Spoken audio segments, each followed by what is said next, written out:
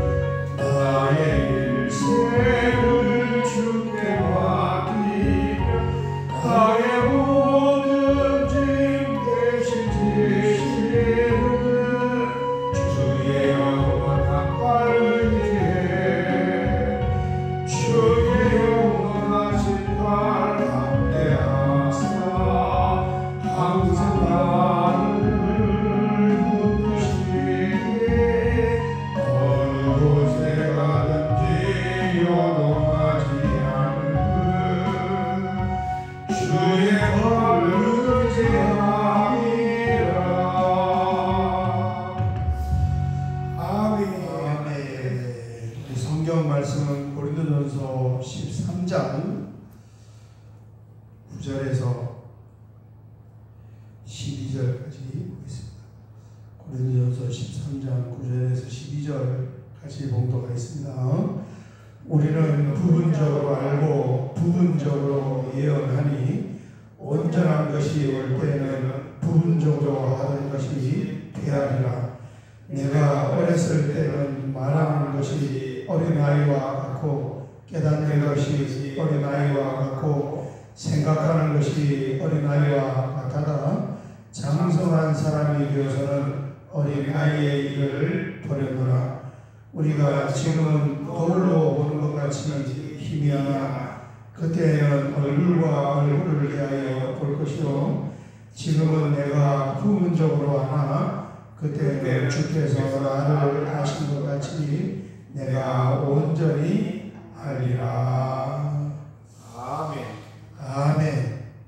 고린도전서 13장 8절에 보면 예언도 패하고 방언도 그치고 지식도 패하리라. 그래서 이 패하리라는 단어의 원뜻이 쓸 일이 없게 된다. 어느 때가 되면. 그래서 유효기간이 있다는 거예요. 한시적인 은사가 어느 기간까지만 필요하고 어느 기간 이후에는 이제 쓸 일이 없어진다. 그래서 그 기간이 예수님의 재림, 부활의 때가 되면 그런 게 다 필요가 없어져 버리는 거예요. 이제 그 말씀을 지금 연상선을 하고 있는데 왜 이 은사가 한시적인가 하는 것을 이어서 말씀을 하고 있습니다. 9절에 보면 우리는 부분적으로 알고 부분적으로 예언하니, 그래서 이 은사 자체가 불완전하게 사용이 된다는 거예요. 하나님께서 주신 은사이지만 그것을 사용하는 사람 자체가 불완전한 존재이기 때문에 이 사람이 은사를 사용할 때는 부분적일 수밖에 없게 되는 거예요. 그 사람이 지혜와 지식의 은사가 있다고 해서 그것을 사용할 때 그 사람의 지식과 지혜가 굉장히 부분적인 거죠. 지식의 은사가 있다 해서 얼마나 지식이 많겠습니까? 그 다음에 예언의 은사가 있다 해서 부분적으로 예언하는 것이지 완전한 예언을 할 수가 없게 되고, 또 병을 치료하는 치유의 은사 역시 마찬가지로 하나님께서 치료시켜주는 그런 병만 치료하는 것이지 완전한 치료를 이루어낼 수 없는 것이에요. 그래서 부분적이다 그럽니다. 10절에 온전한 것이 올 때는 부분적으로 하는 것이 폐하리라 그랬습니다. 이 온전한 것은 텔레이온이라고 해서 여기 우리 10절에 온전한 것은 무슨 뜻이냐면은 완전한 것이고 최후의 것이 올 때는 이 의미예요. 그러면 완전하고 최후의 것이 뭐냐? 예수님의 재림입니다. 예수님이 땅에 다시 오시고 하나님 나라가 완성되고 우리가 부활의 옷을 입게 되면 세상과 관련된 이 땅에 속하여 있던 모든 일들은 그냥 다 지나가게 되는 거예요. 이 지금 고린도전서 13장은 사랑은 12장의 이제 은사와 같이 은사로 인하여서 교회가 혼란스러워지는 그 일과 같이 지금 연결해 말하는데, 은사는 성도들이 이 땅에 살아있을 때만 활동할 때 필요한 것입니다. 그죠? 요단강 건너가서 저편에 가면은 필요가 없어지는 거예요. 이 재림 이후에가 되면 하나님 나라에서는 이제 폐하리라 말씀한 것처럼 쓸 일이 없어지게 되는 거예요. 천국에 가서 예언하겠습니까? 방언하겠습니까? 이제 11절을 보면 내가 어렸을 때는 이제 구체적인 설명을 했죠. 어렸을 때는 말하는 것이 어린아이와 같고 깨닫는 것이 어린아이와 같고 생각하는 것이 어린아이와 같다가 장성한 사람이 되어서는 이제 그런 어린아이의 일을 버렸노라 그럽니다. 어렸을 때에 말하고 생각하는 그 아이의 이런 습관적인 것이 어른이 돼서도 계속 이어지지가 않잖아요. 애들 보면 그 포켓몬 카드 애들이 이렇게 자라면서 단계별로 보면은 무슨 연예인 사진 앨범 엄청 비싼다. 2만원, 3만원, 4만원씩 하는데 그거 막 사갖고 모아. 그러다가 좀 지나가면 아이고 쳐다도 안 보는 거예요. 그 나중에 가가지고 어른 돼서도 막 그 카드, 애들 카드 이런 거 가지고 막 그렇게 보고 그러지 않잖아요. 그런 거예요. 이때까지 그거는 아이 때에 이제 로봇 보고 차 보고 하는 거지. 커서는 이제 그런 거 하지 않듯이 마찬가지로 이 땅의 생활이 부활체의 때가 되었을 때는 이제 이 똑같은 것이 아니고 다 이제 용도 폐기되는 겁니다. 다 아주 그냥 바닷가에 쌓아놓은 모래성과 같은 거죠. 모래성 열심히 쌓아도 해가 비었다고 야 이제 집에 가야지 숙소로 가야지 하면 미련 없이 그거 두고 가는 것처럼 그렇게 되는 것입니다. 은사가 바로 그렇다는 거예요. 현세에서는 사용하지만 하나님 나라 천국에서는 더 이상 사용할 일이 없어진다. 그러면서 뭘 비교하는 겁니까? 사랑은 그렇지 않다는 거예요. 이게 사랑의 위대성입니다.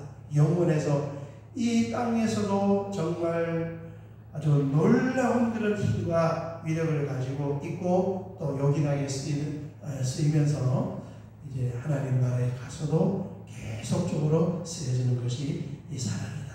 그러니까 뭘 구해야 되겠습니까? 뭘 구해야 돼요? 사랑을 구해야 돼요. 사랑. 이 관심도가, 신앙생활의 관심도가 세 가지로 이렇게 흘러간다. 첫 번째는 은사의 관심, 능력과 은사.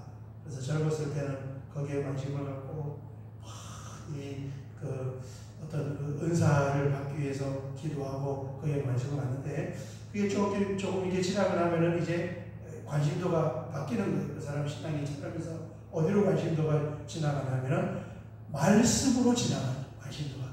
그래서 성경에 관심을 갖고 진리를 알기 위해서 애를 쓰다가 그 다음에 이제 흘러 마지막에 가면은 은사도 말씀도 흘러 어디로 가서 완성이 되는 거예요? 사랑으로 올라가서 완성이 되는 거예요. 그래서 누군가가 신앙생활 하면서 사랑을 자꾸 강조하고 사랑을 베풀려고 하면은 그 사람 신앙생활이 이제 마지막 종착역에 도달을 했구나. 이렇게 보면은 되겠습니다. 근데 이걸 말해도 잘 안 받아, 애가 안 되면은, 젊은 사람들 말하면은 그래도 능력을 받고 그래도 은사가 좋지요. 딱 시선이 거기에 고정돼 있어. 애들에게 너 가도 그거 진짜 쓸모없어. 너 왜 용돈 받아다가 거기다 허비하냐. 그거 진짜 쓸모없어 말하도 애들 그 알아들어요, 못 알아들어요? 못 알아들어요. 그게 제일 중요해. 돈하고 그 카드하고 바꾼단 말이에요. 돈이 더 좋아, 돈이. 그래도 못 알아들어요. 그런데 이제 시간이 지나 보면 거기에 관심을 갖지 않고 관심도가 이렇게 옮겨가는 것입니다. 12절 보면 우리가 지금은 거울로 보는 같이 희미하나, 이 거울은 동경입니다. 구리 거울, 희미하게 보이는 거예요. 그러나 그때 하나님 나라 재림 때는 마치 얼굴과 얼굴을 대하여 보는 것처럼 선명하게 보고, 지금은 내가 부분적으로 알면서 부분적인 지식으로 신앙생활을 하지만 그때는 주께서 나를 아는 것 같이 내가 온전히 알리라. 아멘. 주님 보시면은 그동안 궁금했던 모든 것이 선명하게 다 드러납니다. 이 진리가 바로 이런 거였구나. 그리고 이렇게 사랑이 쓰여지는구나. 알게 되는 것입니다. 오늘 여기까지 보고 이제 내일 새벽에 13절 한 절만 보면은 13장은 마무리되는데, 우리가 그동안 기도했던 것처럼 부단히 우리 하늘교 교회에 정말 넘치는 폭발하는 사랑이 넘치기를 원합니다. 같이 한번 기도하겠습니다. 주여 한번 부르고 기도하겠습니다. 주여, 아버지 하나님 감사합니다. 이 한여름 폭염의 새벽을 깨우고 주님 앞에 나와 형언할 수 없는 하나님의 사랑의 말씀, 하나님의 은혜의 말씀을 함께 나누어서 아버지 하나님 감사합니다. 젊었을 때에 또 신앙이 어렸을 때는 또 관심사가 바로 있지만 이제는 우리가 진리를 넘어서 흘러 강물이 바다로 모이는 것처럼 하나님의 사랑이 솟습니다.